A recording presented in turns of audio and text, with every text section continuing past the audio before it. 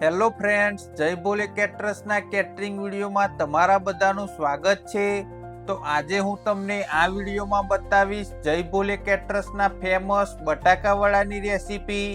તો આ બટાકાવડાની રેસીપી જોવા માટે તમે જોવો આ વિડીયોને એન્ડ સુધી. તો મિત્રો, આ બટાકાવડાના વઘાર માટે આપણે એક કઢાઈમાં ગુલાબ સિંગ તેલ લઈશું. પછી તેલ ગરમ થઈ જાય એટલે આપણે તેમાં રાઈ નાખીશું. આ વઘારમાં રાઈ નાખ્યા પછી આપણે તેને બરાબર તેલમાં ફૂટવા દઈશું. પછી આપણે તેમાં તલ, વરિયાળી અને થોડું જીરું નાખીને થોડી હિંગ નાખીશું. પછી આપણે તેમાં આદુની ગ્રેવી, મરચાંની ગ્રેવી, થોડા લીલા મરચાંની કટકી અને મીઠો લીમડો એડ કરીને તેને આ રીતે શેકી લઈશું.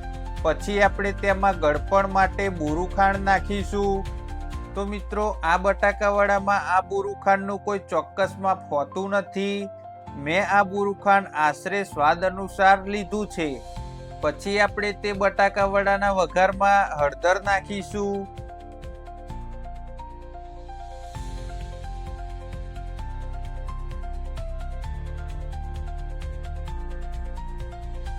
પછી આપણે આ બટાકાવડાના વઘારમાં આપણા સ્પેશિયલ મસાલા એટલે કે થોડો ધાણા જીરું પાવડર, કિચન કિંગ પાવડર, રામદેવનો ગરમ મસાલો નાખીશું. તમારી પાસે આ મસાલા ના હોય તો તમે બીજા કોઈ ગરમ મસાલા સ્વાદ અનુસાર નાખી શકો છો.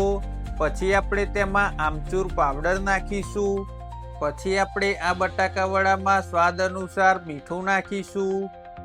તો મિત્રો, આ બટાકાવડા બનાવવા માટે અમે જે બટાકા બાફ્યા હતા તેમાં કોઈ મીઠું નાખ્યું ન હતું, એટલે અમે વઘારમાં સાથે મીઠું નાખી દઈએ છીએ.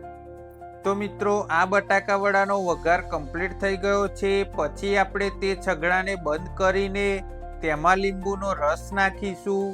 આ લીંબુનો રસ નાખવાથી આપણા બટાકાવડા એકદમ ચટાકેદાર સ્વાદવાળા બને છે. પછી આપણે તેમાં બાફેલા બટાકાને એડ કરી દઈશું.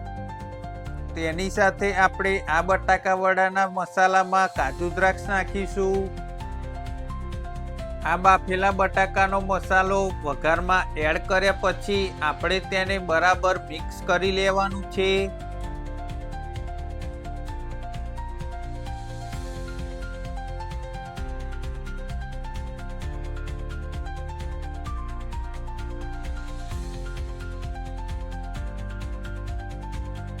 તો મિત્રો, આ બટાકાવડા માટેનો મસાલો બનીને તૈયાર થઈ ગયો છે. પછી આપણે તેમાં લીલા ધાણાને આ રીતે એડ કરી લઈશું.